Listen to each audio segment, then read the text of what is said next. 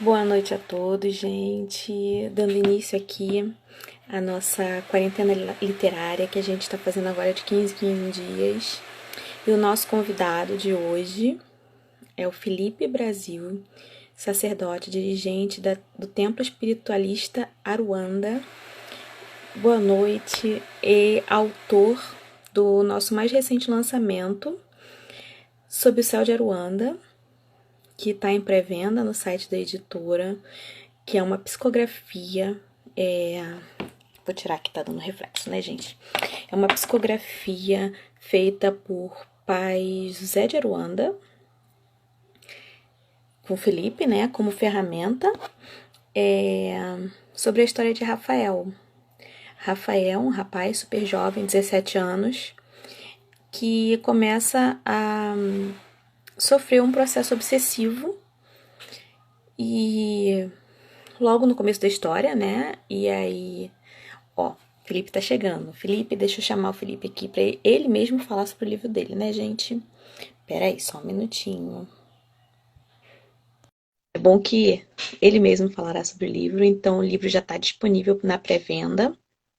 Chegando da gráfica no dia 20 de julho, será enviado para todos os compradores, todos os leitores, junto com um super brinde, que é com a arte original da capa, feita pela Vivian Campelo, do perfil Lombilinha. Quem gosta de arte também é um presentão. Felipe, sua bênção.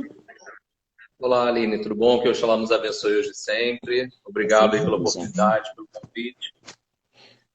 Então, Felipe, primeiro acho que você pode se apresentar para quem ainda não te conhece, que eu sei que muita gente já te conhece, tem bastante gente aqui que são seus filhos. Bem, para aqueles que não me conhecem, meu nome é Felipe Brasil, sou sacerdote de Umbanda do Templo Espiritualista Aruanda, casa de Umbanda localizada em Maricá, aqui no Rio de Janeiro. E é um prazer estar falando com vocês, trocando uma ideia, aprendendo em conjunto e construindo conhecimento no dia de hoje. Certamente, certamente. E agora eu estava começando a falar, né? Gostaria que você falasse um pouquinho sobre o livro. Primeiro, como é a história, né, do livro, falando um pouquinho, sem dar muito spoiler, claro. E depois o processo de produção desse livro, que eu acho que a psicografia na Umbanda ainda não é tão conhecida como deveria ser. Sim. É assim, a psicografia na Umbanda, né? A gente olha que ainda é uma coisa muito nova, ainda muito É. incipiente, tem muita possibilidade de crescimento. E é E legal você resistência perguntar também, isso, né? porque Ainda tem uma certa sim, resistência sim, também. tem. Eu fiquei me perguntando, Aline, há coisa de alguns meses atrás, o porquê de um romance, o porquê de uma psicografia, de um romance, já que tem tantos livros aí espíritas já falando similares. E aí o pai José comentou em Psicografou a Obra, ditou a obra, diz que a gente está falando para um bandista, e às vezes um bandista acaba tendo um preconceito de ir até o espiritismo. E Sim, não importa se é na Umbanda, no espiritismo, importa a a mensagem mensagem. que vem sendo transmitida. Essa obra ela conta a história de um jovem chamado Rafael. Essa história ela se passa em dois tempos, em dois momentos. Uma, alguns séculos atrás, onde começa um pouquinho da história, e ali a gente começa a observar alguns conceitos como a lei de ação e reação acontecendo, causa e efeito, karma. A gente já consegue começar a observar a manifestação da ancestralidade de espíritos já através da mediunidade, que não tinha o nome Umbanda até então, espíritos se manifestando em senzalas, até acontecer o nascimento da Umbanda.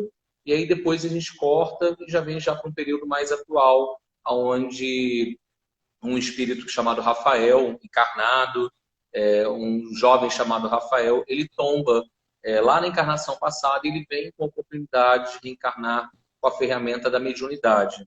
E mediante a isso, ele tem um mentor que assessora ele nesse despertar espiritual, que é Pai Tomé das Almas, que é o preto velho que conta a história do livro, narrado pela perspectiva do Pai Tomé. Sim. E Rafael, como um jovem que tem a mediunidade que está eclodindo, aquele processo que a mediunidade fica um pouco desequilibrada, eu digo que a mediunidade é como uma anteninha que ela capta qualquer coisa. ainda mais no início. Sim. E nesse processo de desequilíbrio, ele começa a passar por algumas obsessões e a história começa a se desenrolar a partir daí.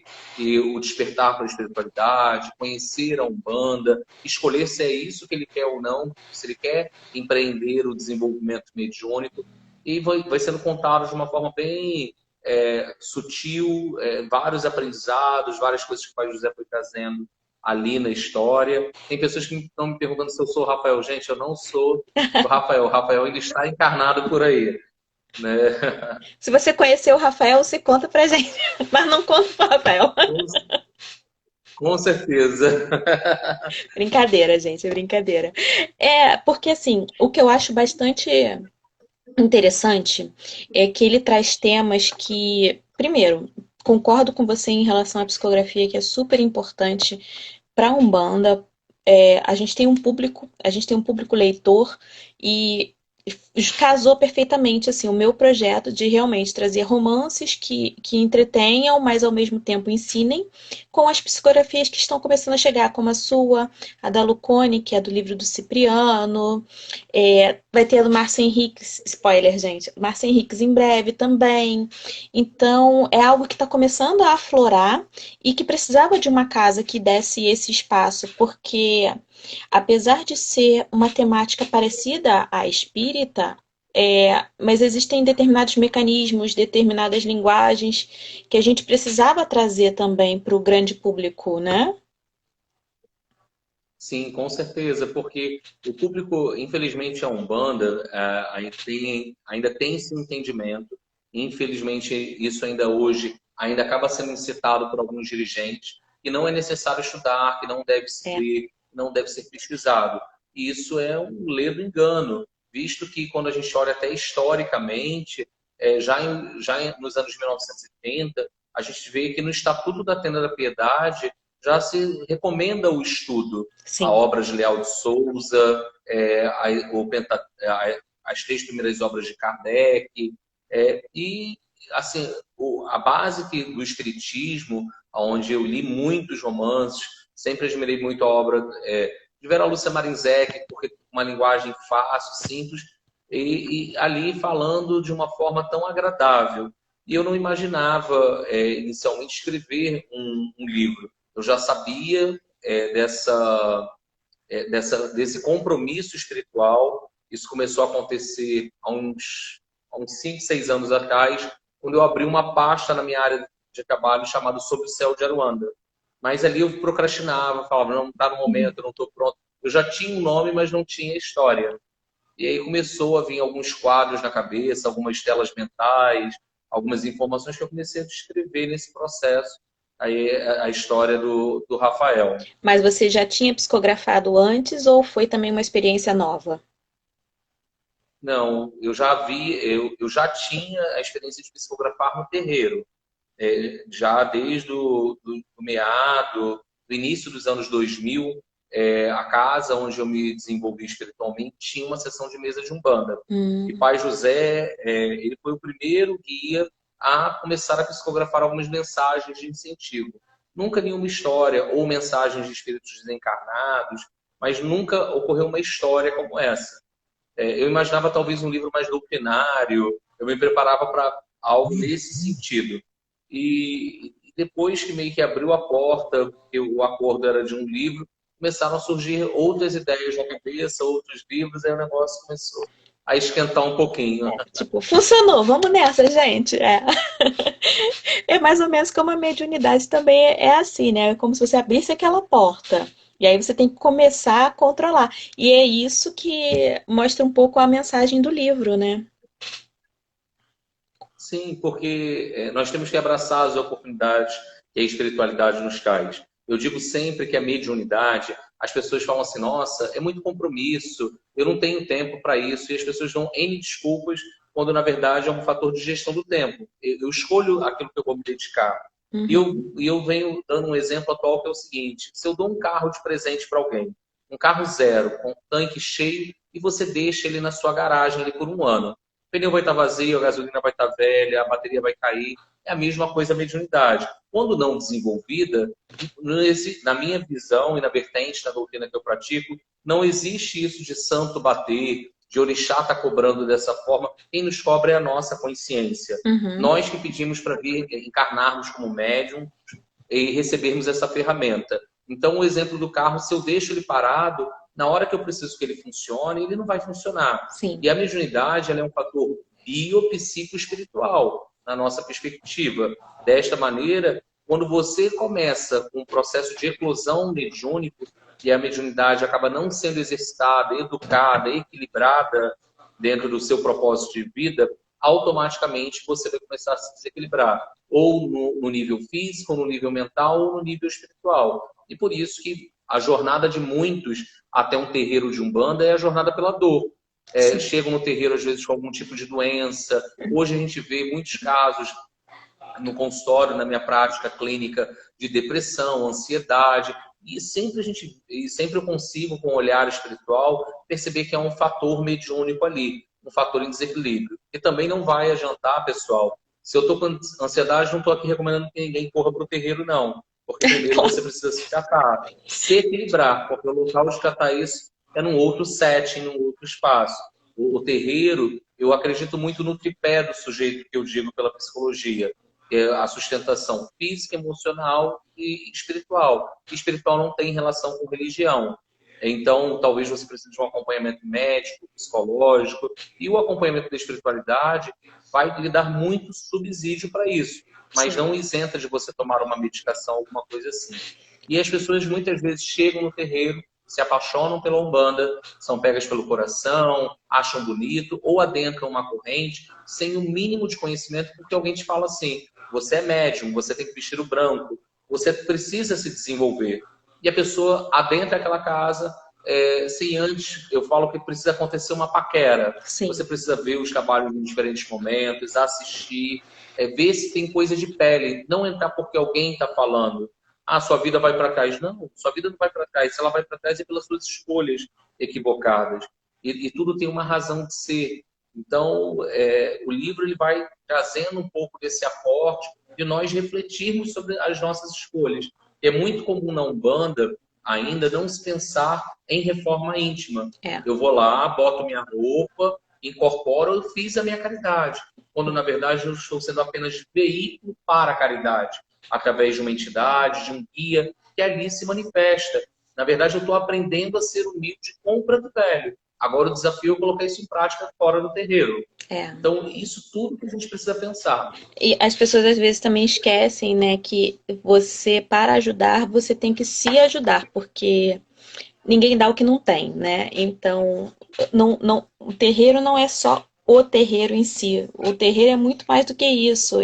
Eu até já falei aqui numa live que eu acho importante as pessoas terem uma visão um pouco diferente, que o terreiro é o seu terceiro templo, porque o primeiro templo é você mesmo, o segundo templo é a sua família ali, aqueles que você teve como missão estar próximo a você, e aí você vem e expande e vai expandindo, depois a comunidade, enfim, né?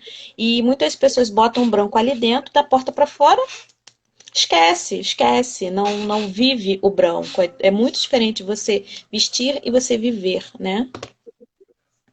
Porque, na verdade, a gente veste o branco no terreiro em homenagem ao Oxalá, vestindo os valores de Oxalá. E eu preciso vestir os valores na minha vida. Não cabe mais um budista estar no terreiro e falar assim: não, eu sou assim mesmo, não vou mudar. Porque a única certeza que nós temos nessa vida é que nós vamos mudar. Nós nascemos para mudar, para evoluir. Ninguém evolui. Nós podemos até estagnar. Sim. Mas a nossa missão diária é de nos tornarmos pessoas melhores. E muitas vezes, eu lembro num momento da minha vida, quando eu penso em romances espíritas, literatura, quando era um momento de muitas trevas, assim, muito difícil, onde quase que eu me afastei da espiritualidade. Os livros espíritas acabaram sendo um pão espiritual, um alimento para a alma, onde eu me senti até bem lendo, porque você muda a sua psicosfera, muda a ambiência toda e favorece que os seus mentores se aproximem para poder inspirar. Muda a sua visão, inclusive, né?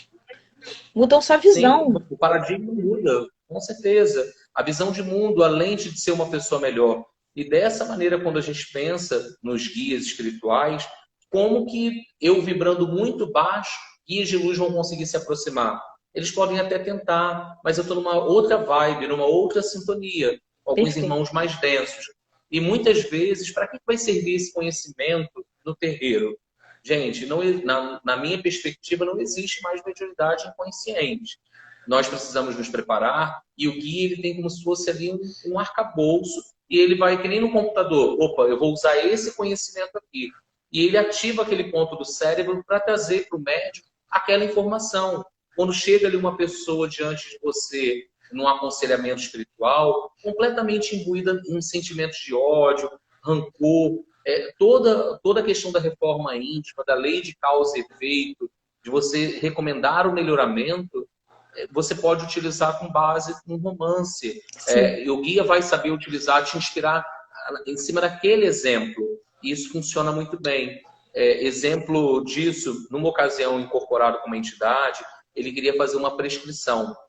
E eu não conhecia o que ele ia prescrever, e era uma cirurgia espiritual, eu acabei cavando. E quando saí, fui pesquisar e descobri que aquilo que ele queria trazer fazia parte realmente por aquela finalidade. E eu vi quanto que o estudo naquele assunto, a falta de conhecimento naquele assunto, prejudicou o O atendimento. atendimento. E isso já como dirigente espiritual. Então, gente, diariamente eu me predisponho a estudar sobre Umbanda. E vocês? O que vocês estão estudando sobre Umbanda? O que vocês estão lendo? Não adianta só eu assistir um vídeo, assistir uma live é super bacana. Ler um pedacinho de um artigo é legal.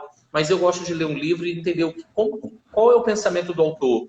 Como que ele construiu aquilo ali? Entender um pouco da historicidade dele para poder entender ali o fio da meada, ou ver quais foram as referências. Isso ajuda para mim muito no entendimento e na interpretação de conteúdos. Exatamente, eu concordo plenamente com você. E eu não sei você, mas assim, eu também sempre li muitos romances espíritas porque eu acho que o ensinamento que vem ali é muito importante para a sua visão como um todo.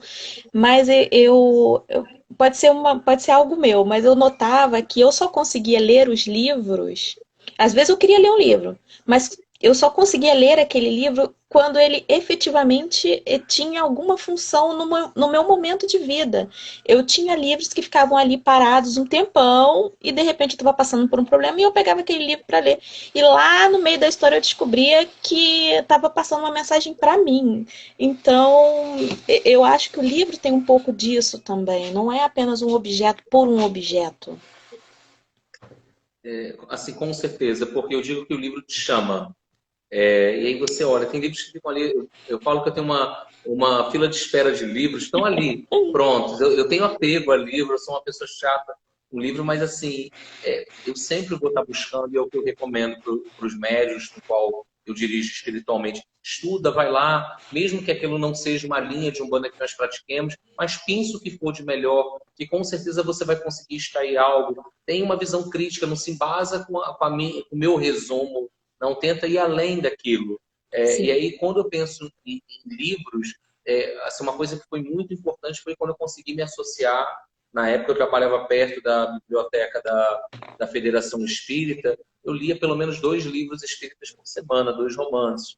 Eu sempre fui muito ávido pela leitura. E muita gente, ainda hoje, no nosso país, é um país que não valoriza a leitura.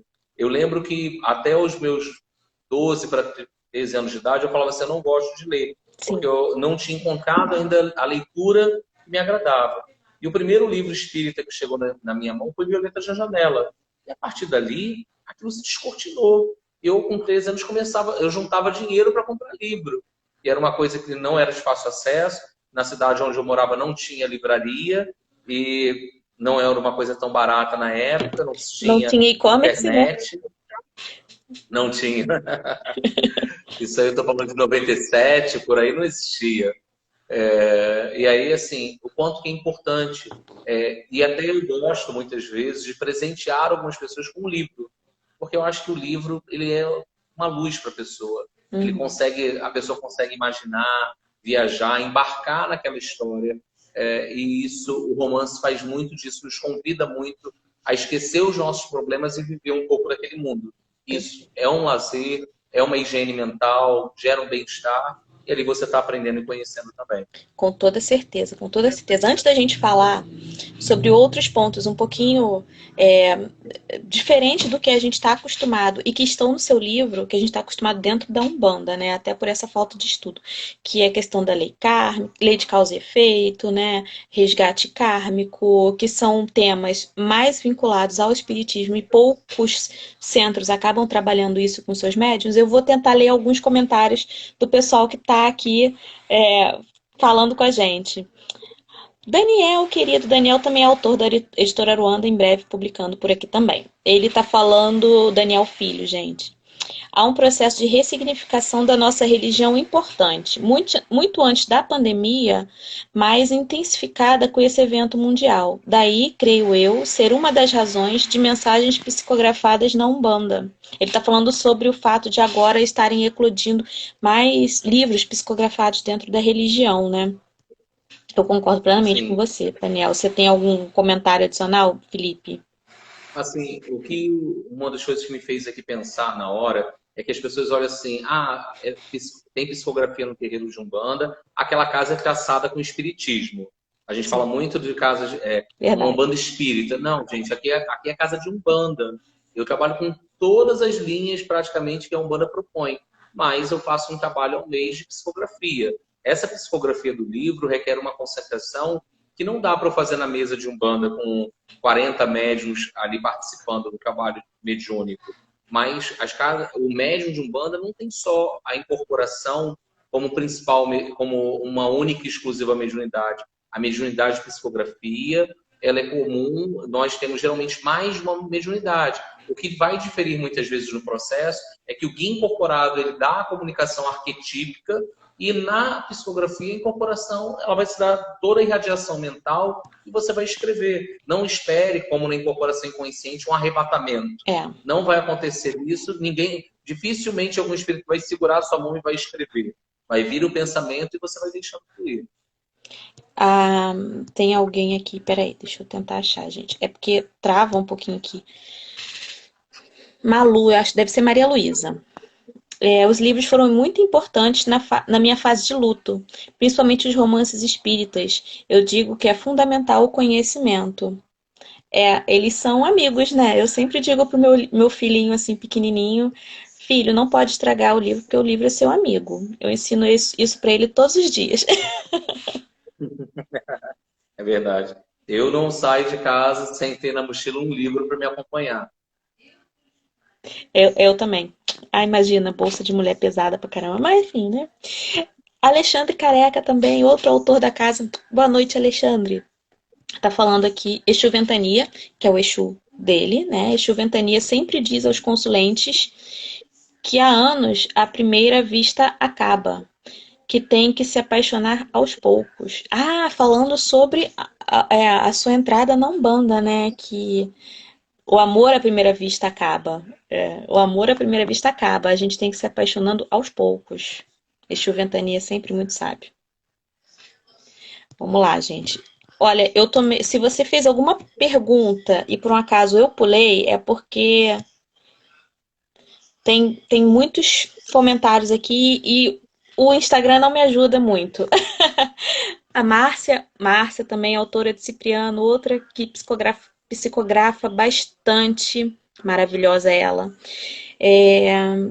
Falando que Márcia, na Umbanda desde os anos 70, né, demorou anos para o centro umbandista aceitar que eu psicografava. Eu iniciei a psicografia em 1974 e ela conta que ela precisava, ela criou um blog na época, né? Na época não, gente, para agora, mas ela teve que botar o nome voltado para o espiritismo, porque as pessoas não aceitavam muito bem. E agora, há pouco tempo, os próprios espíritos que escreviam nesse blog de espiritismo começaram a assinar como guias espirituais. Antes eles davam nomes de pessoas normais e agora eles começaram a se apresentar também como entidades de Umbanda. Eu achei isso, isso ela contou pra gente aqui numa live, eu achei sensacional. As suas psicografias, Geralmente é só Pai José que passa? Ele, assim, Pai José, gente, eu super recomendo o vídeo da Márcia, eu assisti a entrevista dela com o Beto, foi super Ah, interessante sim. essa trajetória dela, e recomendo o livro também.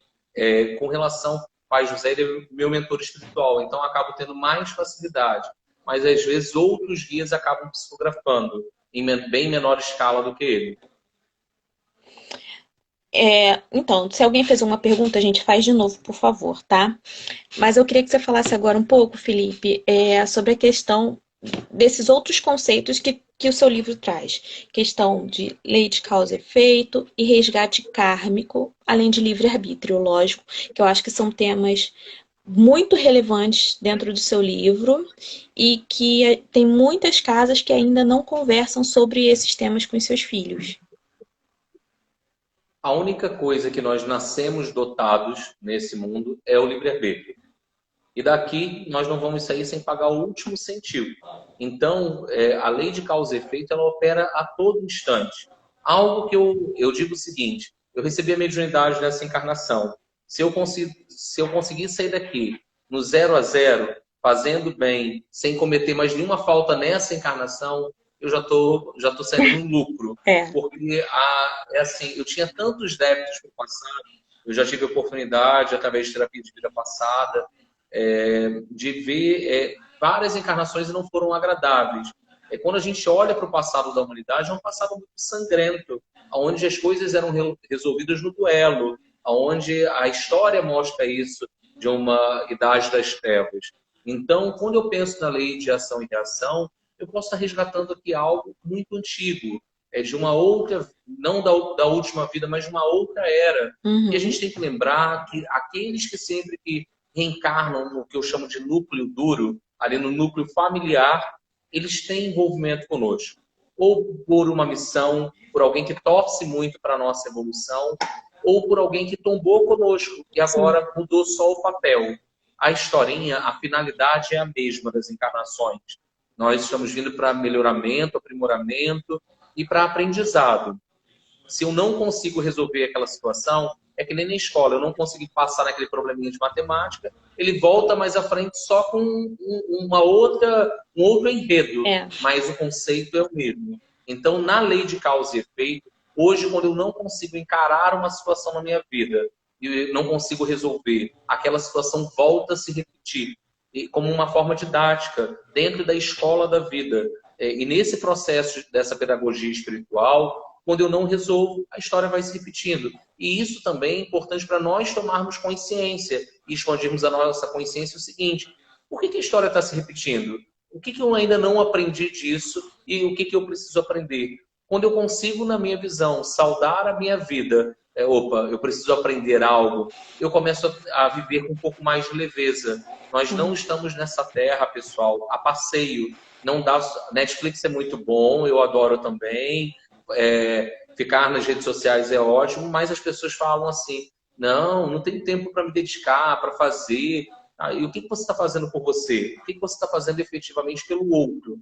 Porque nós viemos aqui para aprender um conceito de fraternidade, de empatia. Eu preciso me colocar no lugar do outro.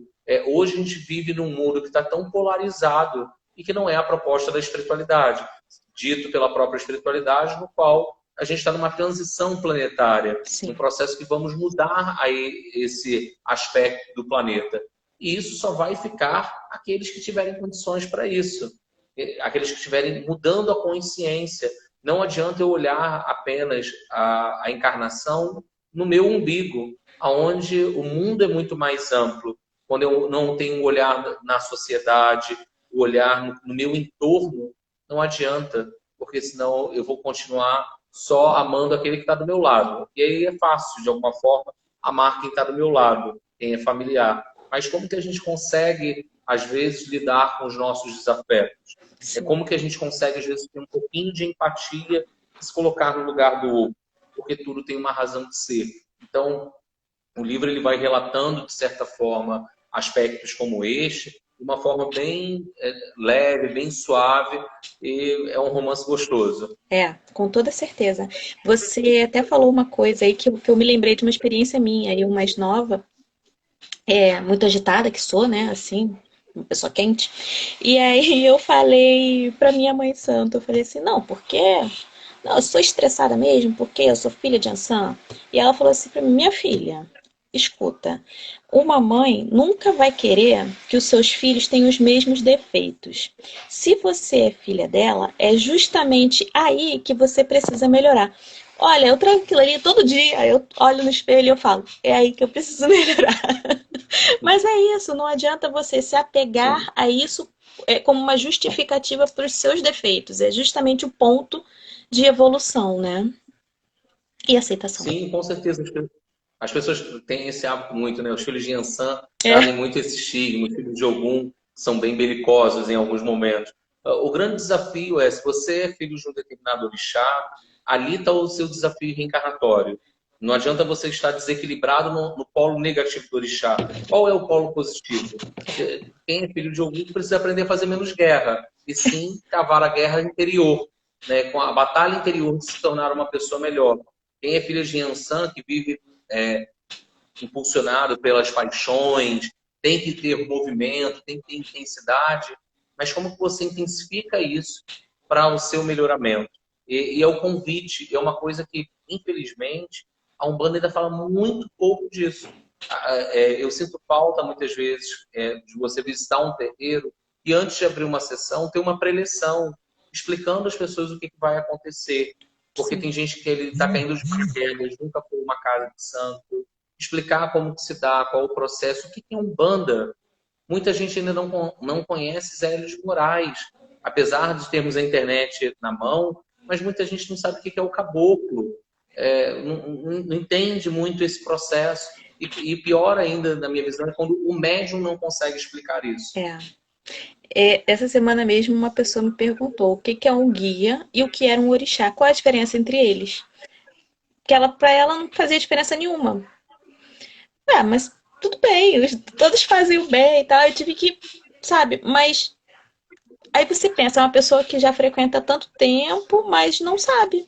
Tá ali porque gosta, né? Mas o entendimento do todo deixa até de ter um pensamento mais direcionado, talvez. Sim, muitos frequentadores de terreiro, principalmente médios, têm comportamento por repetição. Se está todo mundo fazendo, eu vou fazer. Não sei por que não, mas tem que fazer. O mais velho está fazendo. Isso é triste. Tem uma pergunta aqui do Nilson, falando assim: a Umbanda está virando comércio? Algumas justificativas de que o terreiro tem custos e tem que arcar com os custos acabam virando uma barganha? O que você acha, Felipe? Meu irmão, assim, eu não entendi um pouco a questão da barganha. Mas vamos lá. Muita gente acha que a primeira coisa que acontecia muito na Umbanda no passado, em algumas casas, e que era a questão assim, eu vou ser atendido por um guia, é a cultura do presente. Então, deixa eu dar um presente aqui ao Exu, para ele, quando acontecer alguma coisa, ele se lembrar de me Dá proteger. um E agrado. tudo se dá pelo nosso merecimento. É o agrado. Na minha opinião, para ser uma casa de Umbanda, não pode cobrar por atendimento, cobrar por trabalho, nada disso. Aqui é a forma que a gente trabalha, que o mentor da casa direciona, e a gente segue esses ditames. O terreiro, sim, tem custos. A Umbanda, eu acredito que ela precisa dar um passo e sair da ilegalidade, porque muita gente acha assim, a Umbanda nos fundos da casa. Não há problema quanto a isso. Mas o terreiro está legalizado? O terreiro está vivendo, porque senão a gente não tem visibilidade Uhum. diante dos órgãos E nem voz, governamentais. né? E é E muito nem voz nem para pode. cobrar. Há alguns anos atrás, na cidade onde o terreiro faz parte, aqui, Maricá, foi feito um mapeamento de mais de 600 terreiros na cidade de matriz africana. Isso em 2012, 2013. Descobriu-se que apenas 2 terreiros dos 600 eram legalizados. Nossa. E você legalizar um terreiro, quando nós realizamos a legalização do nosso, custou R$ 20.000. Não foi barato, independente das isenções que você tem. Mas eu digo o seguinte: o guia não se materializa na terra. Quando o caboclo vem, ele não materializa dinheiro. E cabe os associados buscarem formas de manter aquilo ali. Sim. Os médiums são associados quando uma casa é legalizada. A responsabilidade é deles. E para o dirigente, eu entendo que essa parte dessa gestão dos terreiros não fica nem para os guias, cabe aos dirigentes espirituais daquela casa, aos dirigentes do plano terreno, a buscarem formas. E aí eu entendo que tem casas que vão fazer bazar, vão ter casas que vão fazer rifa, vão fazer bingo. E aí, para mim, zero problema quanto a isso, desde que o solo sagrado seja respeitado. Mas uma casa de umbanda tem custos. Eu não concordo em cobrar a entrada em casa de umbanda. Tem casas que se posicionam dessa maneira, lá funciona ok. Mas tem gente que acha que é barganha, sim. Tem gente que acha que vai no terreiro, se ela deu algo, ela tem que receber aquela graça. E tem uma frase do Comino que eu gosto, do Alexandre Comino, que Umbanda não é balcão de milagres. Você chega aqui, toma o que o guia me pediu uma oferenda. Eu fiz a oferenda, cadê a solução do meu problema? Não, a oferenda não tem essa finalidade. Porque na igreja a gente vai, em outros cultos religiosos, você não fala com o dirigente daquela casa, você não se consulta, e se for do seu merecimento, a graça vai ser alcançada. A Umbanda não é a manifestação do Espírito para a prática da caridade, mas não se limita a só você se consultar com o guia. E essa mudança de consciência tem que se dar de dentro para fora. Sim. O dirigente, o corpo mediúnico, a assistência, isso é importante. Uma pergunta interessante. Eu até complemento que algumas pessoas questionam, às vezes, a editora. Por exemplo, por que os livros são pagos? Ou quando a pessoa compartilha um PDF, ela justifica que a espiritualidade trouxe aquele conteúdo de graça e que ela não tá compartilhando o PDF, mas aquilo não seria um crime. Porque, enfim, espiritualidade tem que ser tudo de graça.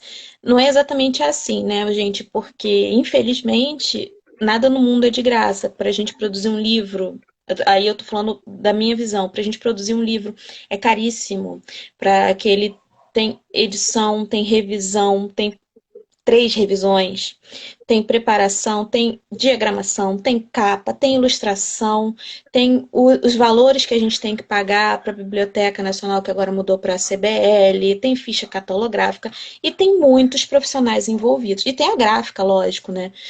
Tem muitos profissionais envolvidos e a gente não tem como viver de luz. É o nosso trabalho que está ali. Então, quando a gente produz um livro, a espiritualidade nos traz, mas a gente tem que trabalhar em prol daquilo e a gente tem que viver. O que a gente faz, pelo menos aqui na Editora Aruanda, é colocar o menor valor que a gente consegue para poder chegar à maior quantidade de pessoas. E colocar em e-book é um preço mais barato, colocar em audiolivro é um preço mais barato, né? Mas, infelizmente, não dá para ser de graça ainda, né? Quem sabe um dia, se fizerem gráficas de graça, que eu duvido muito, porque o papel é caro demais. Gente, as obras de Chico Xavier, elas são cobradas porque tem um destino para para aquela obra, para aquele dinheiro. Assim, desculpa, é uma forma, a espiritualidade, quando trouxe os livros, Aline, eu recebi um desafio. Eu, quando vim para cá e fundei o terreiro, foi eu e minha esposa. Não tinha assistência, não tinha ninguém. E o desafio que o guia-chefe dessa casa, que é o Caboclo de Sete Flechas, ele determinou é que nós tornássemos essa obra perene.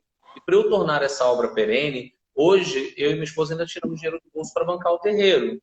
Mas, quando eu não estiver mais aqui, como que o filho caminha com as próprias pernas? Uhum. Então, a função desses livros é tentar ajudar de alguma forma em manter o terreiro. Sim. Uma conta de luz, gente, na nossa casa é R$ 800 por mês. Isso com 30% de desconto da isenção. Não é barato. E se a gente for ver quantos livros vende para pagar isso? Nossa, assim, Oi? É muito livro. Muito livro. É muito livro. É mais do que a gente vende por mês, porque assim, a gente não tem um público leitor tão grande. É isso, gente. Eu também, aqui a editora ainda não chegamos a um ponto em que a gente ganhe dinheiro. A gente só está colocando dinheiro e já estamos abertos há um ano. Né? Então, a gente ainda está nesse processo. Mas é isso, a gente paga autor, porque imagina, o autor, ele é um trabalhador espiritual. Ele recebe aquilo, mas ele está deixando de fazer outra coisa, né? E o autor precisa comer, precisa beber, então a gente paga os direitos do autor. Tem tudo isso envolvido. Uma pergunta aqui do Nilson também. O Nilson, ele comentou no nosso post do convite, ele fez uma pergunta muito interessante. E eu falei, vai lá na nossa live e faça essa pergunta, porque eu quero ouvir a resposta.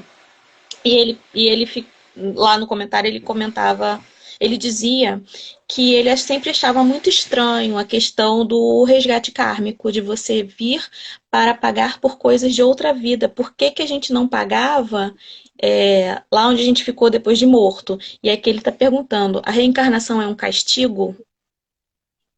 Não, a reencarnação é uma bênção, é uma dádiva. Imagina o seguinte, Nilson, a gente tem cartão de crédito, né? A gente tem cartão de crédito e horas a gente não consegue pagar tudo à vista. E aí, dependendo do limite do seu cartão, imagina 10 mil. Você tem que pagar ali a conta daquele cartão 10 mil por mês. É a mesma coisa. Ao longo das nossas encarnações, a gente imagina o seguinte: eu matei minha família toda na encarnação passada. E aí eu vou para o período intervidas ali, eu fico desencarnado no nosso lar, fico no umbral uma temporada, porque ninguém é condenado aí para o umbral, nada disso. A nossa consciência nos atrai para onde estamos afim vibratoriamente. Então não vai existir aquela figura de São Pedro lá na porta do céu falando: você pode entrar, você vai para o inferno. O inferno está dentro de nós. E aí, quando a gente pensa que a gente está na espiritualidade, muitos espíritos, devido a tanta culpa que carregam, eles acabam deformando o perispírito. Então, quando a gente vê algumas reencarnações, como paralisia cerebral, questões que o aparelho psíquico foi muito lesado no campo espiritual, muitas vezes é por culpa. E aquilo acaba gerando um dano. E aquele espírito reencarna com a dádiva do esquecimento. É hora de recomeçar uma nova história. Esquece a questão da reencarnação. Pensa que você tem essa vida. E se você tentar fazer o bem a cada dia, você já vai estar cumprindo. É a nossa missão é sermos melhores, porque somos centelhas divinas, somos partes do Criador, somos uma parte do Criador. E lá na Bíblia fala: vós sois deuses. Né? Se você é Deus, por que você está tão distante da luz? Uma pessoa que assassina, que mata, ela está distante da luz. Às vezes a gente fica com raiva, a gente quer que aquela pessoa efetivamente pague, mas ela é uma parte de Deus. Ela é uma parte adoecida que Sim. tem condições de voltar. Então, a reencarnação é um processo. E dentro da Umbanda, nós somos uma religião reencarnacionista. Quando eu vejo os guias, alguns guias se manifestarem no terreiro, muitos falam que em algum momento eles vão voltar para reencarnar. Eles não estão no estágio de evolução que já estão isentos da encarnação. Mas são guias que já têm uma certa iluminação, já estão desencarnados há um certo tempo, mas em que em algum momento eles reencarnam. Se até Jesus reencarnou, por que um preto velho, um caboclo não vai reencarnar? E eu acho interessante que tem essa passagem no livro sobre o céu de Aruanda. E que eu posso contar porque está no começo, gente, do livro, então dá para contar. E é justamente do passado, quando o pai José era encarnado, ele tinha a orientação de um outro preto velho. E depois, quando ele é o mentor de Rafael, ele fala que este preto velho, que era o mentor dele, naquele momento está encarnado. Então é sempre essa busca de evolução, de ajuda. Na verdade, ele perguntou ali se que ele se sente como se fosse a gente estivesse vindo para uma prisão onde a gente está pagando os erros. Talvez seja, na verdade, uma nova oportunidade, né, Nilson, da gente fazer diferente. A gente não pode. Eu digo, né, que no livro da vida, o livro não vem escrito, vem só o capítulo assim: casa, relacionamento, família, e você escreve a história. Você tem a chance de reescrever uma nova história. Quantas pessoas às vezes falam assim na vida: ah, se eu pudesse recomeçar, né? O recomeço é agora. Você A gente não pode. muda o passado, mas a gente escreve o nosso presente e a gente escreve o nosso futuro. Então, é a oportunidade de cada amanhecer. E a reencarnação vai falar muito disso. Com certeza. O Alexandre Careca está aqui comentando. Primeiro que várias pessoas estão aqui preocupadas que a fatura do cartão deles é muito baixa para o karma deles. Mas Alexandre Careca, do Ventania, está aqui falando que o seu Ventania disse que não vai encarnar, não, que ser Exu é bom demais. Esse Ventania, ele é demais. Mas é isso, Nilson. Eu concordo plenamente com o Felipe, assim, de que a gente está aqui. Porque assim, você apagou sua lembrança. Então você não vai exatamente pagar pelo que você fez, mas você precisa fazer alguma coisa para se tornar alguém melhor. Seria mais ou menos isso, né, Felipe? Com certeza. Esse é o caminho, a verdade, da nossa salvação. Porque nós esquecemos, na verdade, essas lembranças, elas ficam adormecidas no nosso inconsciente, uma parte submersa da nossa mente, e o espírito, no seu íntimo, ele tem plena consciência das ações dele.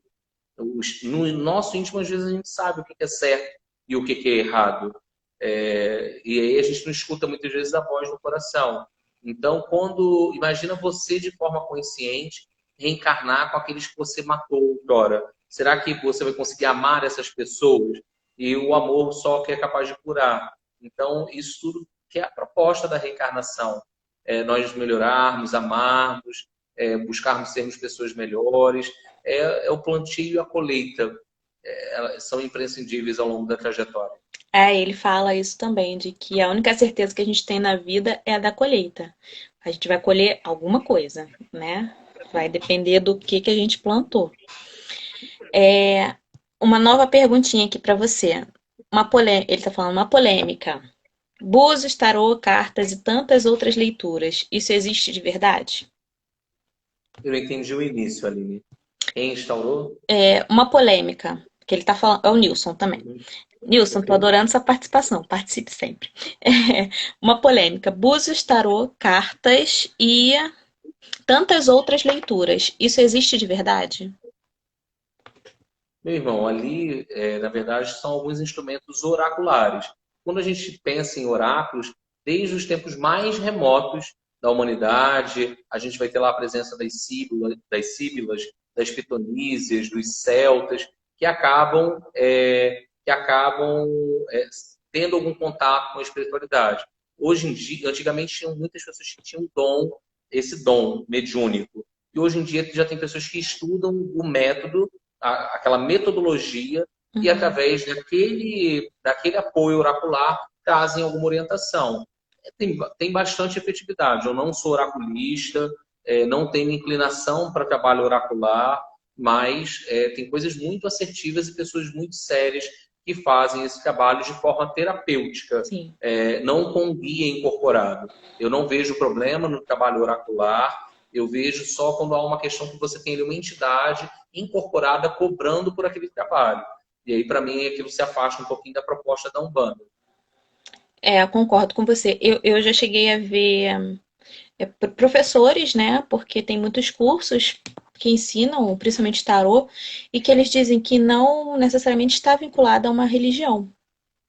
Você não Sim, precisa ser de nenhuma religião para você abrir cartas ou ler esses oráculos. Apesar de eu achar que tá tudo muito interligado, né? Mas, enfim, é uma escolha. sim. Sempre que você se predispõe a fazer o bem, vamos pensar no médico, na profissão dele. Ele tem assessoria espiritual.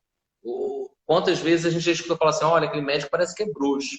Ele para, se concentra, ele traz ali uma receita, ele é assertivo. Eu digo para vocês, assim, muitas vezes eu como psicólogo, eu percebo que há uma assessoria espiritual, algumas inspirações no consultório e eu não estou incorporado nada. Muitas vezes o meu cliente não sabe da minha condição religiosa, não por vergonha, é porque aquele espaço é laico, ele é religioso. Então, e mesmo assim, é um trabalho que é cobrado, Sim. porque tem o viés científico ali por trás. A caridade eu venho exercer no terreiro. É claro que no consultório também muitas vezes eu vou flexibilizar, eu vou atender socialmente, mas, todavia, é importante sempre ter essa condição, essa noção que a espiritualidade vai estar nos amparando.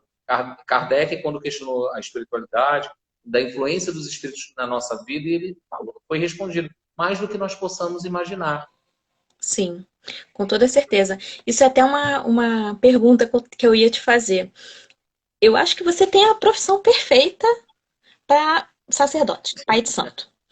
Por- Porque, gente, eu falo para minha sacerdote, a missão de vocês, olha, vocês têm um lugarzinho lá no céu uma cadeirinha de ouro, uma nuvenzinha de ouro para vocês, porque aturar os filhos e você sendo psicólogo, eu queria entender como é que é essa dinâmica, porque eu imagino que em nenhum momento você deixa de ser nem psicólogo e nem sacerdote. Eu vou responder, só estou preocupado que eu acho que já já vai cair a conexão. Nada, temos Pode ser que 10 caia no meio da minutinhos. minha Temos fala. 10 minutos. Vamos lá. Assim, eu acredito que muita gente tem missão sacerdotal, mas eu digo se aquela pessoa que tem a missão não for inclinada a lidar com pessoas, não assuma o compromisso. O desafio de ser um sacerdote, não tá, eu digo que o trabalho espiritual é tranquilo de tocar, mas lidar com pessoas é difícil. Você gerir conflitos, fazer gestão de pessoas. Eu exerci liderança em empresas de grande porte, cheguei a ter 800 pessoas ligadas à minha gestão. Era mais fácil, porque eu falo assim, Aline, olha, você não está performando bem. Te dou o prazo X. Se você não mudar, eu te Desliga. desligo.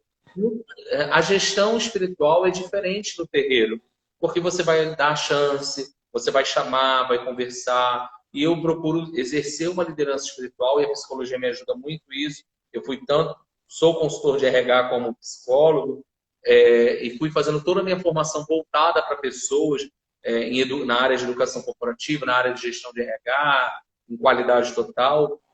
E eu fui aplicando tudo isso no meu dia a dia de terreiro, criando metodologias que pudessem subsidiar aquilo. Eu lembro quando eu estudei gestão de conflitos, né? Como lidar com conflitos, se é difícil, é o que é mais difícil no terreiro. A psicologia ajuda muito, às vezes coisas que a psicologia me ajuda principalmente é na parte do desenvolvimento mediúnico, que é também a minha área de atuação em empresa, que é a área de desenvolvimento humano. Que médium com muita baixa autoestima, ele dificulta o desenvolvimento por ter pouca autoconfiança, e médium com excesso de autoestima também ele prejudica. Então, o caminho do meio é o caminho a ser trilhado. Por isso que o processo de autoconhecimento dentro do processo mediúnico é primordial. Até onde você se conhece? Para dizer o seguinte, é você ou é o guia?